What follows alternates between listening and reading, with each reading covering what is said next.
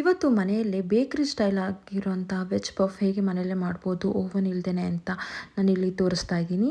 ನಾನಿಲ್ಲಿ ಮೊದಲಿಗೆ ಮೈದಾ ಹಿಟ್ಟನ್ನ ತೊಗೊಂಡಿದ್ದೀನಿ. ಮೈದಾ ಹಿಟ್ಟು ನಾನು ಇಲ್ಲಿ 250 ಗ್ರಾಮ್ಸ್ ಆಗುವಷ್ಟು ನಾನಿಲ್ಲಿ ಮೈದಾ ಹಿಟ್ಟು ತೊಗೊಂಡಿದ್ದೀನಿ. ಸೊ ಈ ಮೈದಾ ಹಿಟ್ಟಿಗೆ ನಾನಿಲ್ಲಿ ಎಷ್ಟು ಬೇಕೋ ಅಷ್ಟು ನಾನು ಉಪ್ಪು ಹಾಕೋತಾ ಇದ್ದೀನಿ. ಸೊ ಉಪ್ಪು ಹಾಕೊಂಡಾದ್ಮೇಲೆ ನಾನಿಲ್ಲಿ ಸ್ವಲ್ಪ ಎಣ್ಣೆ ಹಾಕೋತಾ ಇದ್ದೀನಿ.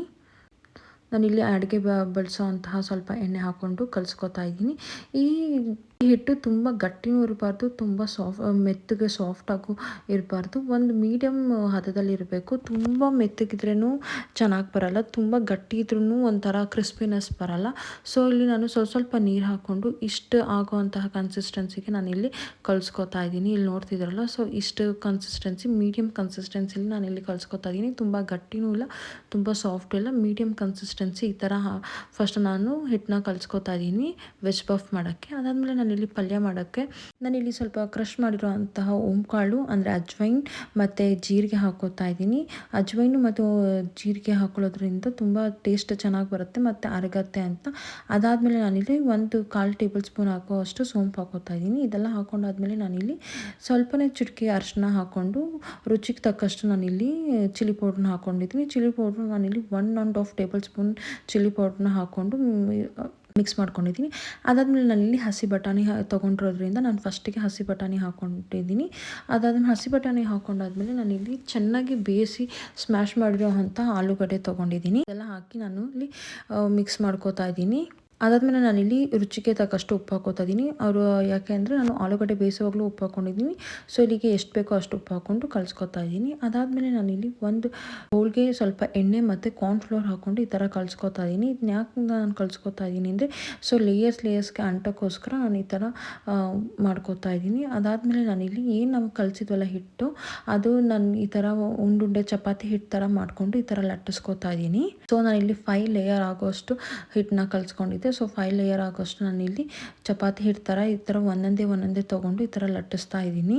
ಸೊ ತುಂಬ ತೆಳ್ಳಗಿದ್ರೆ ಚೆನ್ನಾಗಿ ಬರುತ್ತೆ, ಕ್ರಿಸ್ಪಿಯಾಗಿ ಬರುತ್ತೆ. ಸೊ ಅದಕ್ಕೋಸ್ಕರ ನಾನಿಲ್ಲಿ ತುಂಬ ತೆಳ್ಳಗೂ ಇದು ಮಾಡ್ಕೋಬಾರ್ದು, ತುಂಬ ದಪ್ಪನೂ ಮಾಡ್ಕೋಬಾರ್ದು, ಒಂದು ಮೀಡಿಯಮ್ ಆಗಿ ಇರಬೇಕು. ಬಿಕಾಸ್ ನಾವು ಲೇಯರ್ ಮಾಡ್ಕೊಳ್ಳೋವಾಗ ತುಂಬ ಕಿತ್ಕೊಂಡು ಹೋಗಬಾರ್ದು. ಸೊ ನಾನಿಲ್ಲಿ ಒಂದು ಮೀಡಿಯಮ್ ಸೈಜ್ ತನಕ ನಾನಿಲ್ಲಿ ಲಟ್ಟಿಸ್ಕೊತಾ ಇದ್ದೀನಿ.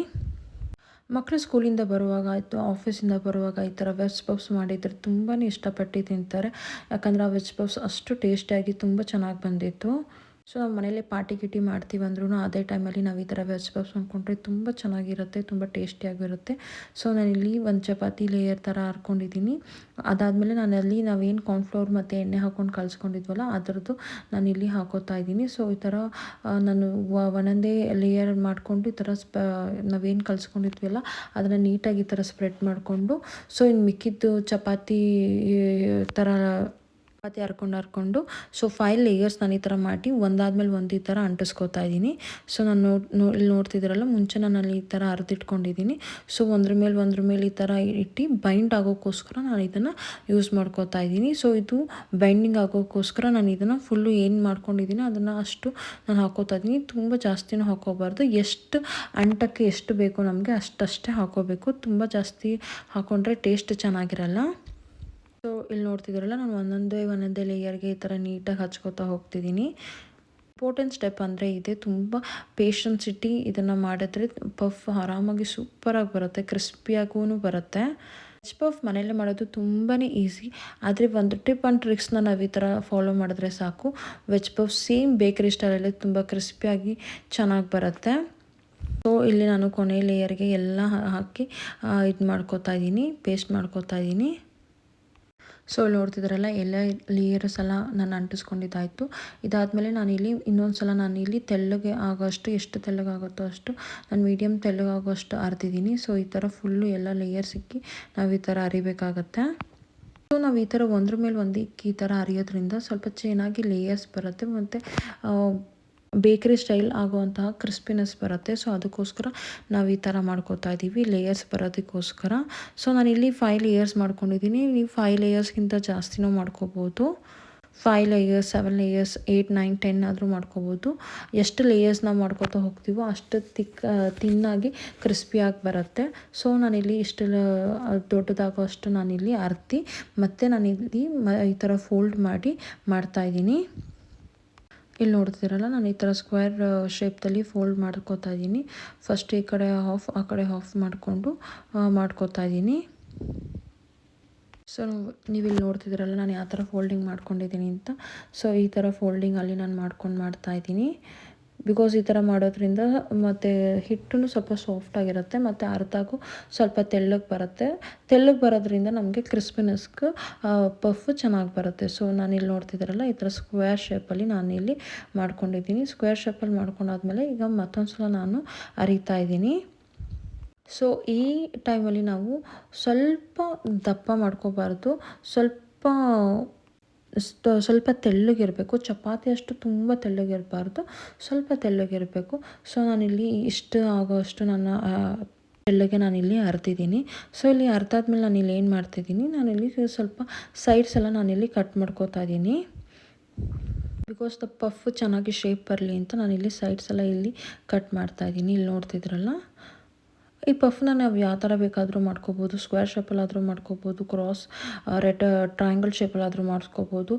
ಸ್ಕ್ವೇರ್ ಶೇಪಲ್ಲಿ ಮಾಡೋದಾದರೆ ಲೈಕ್ ತುಂಬ ಬೇಯಕ್ಕೆ ಇದು ಆಗುತ್ತೆ ಅಂತ ನಾನಿಲ್ಲಿ ಸ್ವಲ್ಪ ಟ್ರಯಾಂಗಲ್ ಶೇಪಲ್ಲಿ ಮಾಡಿದ್ದೀನಿ. ಮನೇಲಿ ಮಾಡುವಾಗ ಟ್ರಯಾಂಗಲ್ ಶೇಪಲ್ಲಿ ಮಾಡೋದು ತುಂಬ ಒಳ್ಳೆಯದು. ಬಿಕಾಸ್ ನಾವಿಲ್ಲಿ ಓವನ್ ಇಲ್ಲದೆ ಮಾಡ್ತಿದ್ದೀವಲ್ಲ, ಓವನ್ ಇದ್ದರೆ ನೀವು ಸ್ಕ್ವೇರ್ ಶೇಪಲ್ಲಿ ಮಾಡ್ಕೋಬೋದು. ಸೊ ಓವನ್ ಇಲ್ಲದಿರೋ ಕಾರಣದಿಂದ ನಾನಿಲ್ಲಿ ಓವನ್ ಇಲ್ಲದೇ ಮಾಡಬೇಕು ಅಂತ ತೋರಿಸೋದಕ್ಕೋಸ್ಕರ ನಾನಿಲ್ಲಿ ಟ್ರಯಾಂಗಲ್ ಶೇಪಲ್ಲಿ ಮಾಡ್ತಿದ್ದೀನಿ. ಸ್ಕ್ವೇರ್ ಶೇಪಲ್ಲಿ ಮಾಡೋದ್ರಿಂದ ಸ್ವಲ್ಪ ಎಣ್ಣೆ ಜಾಸ್ತಿ ಕುಡಿಯುತ್ತೆ, ಜಾಸ್ತಿ ಬೇಯಕ್ಕೆ ಟೈಮ್ ತೊಗೊಳುತ್ತೆ ಅಂತ.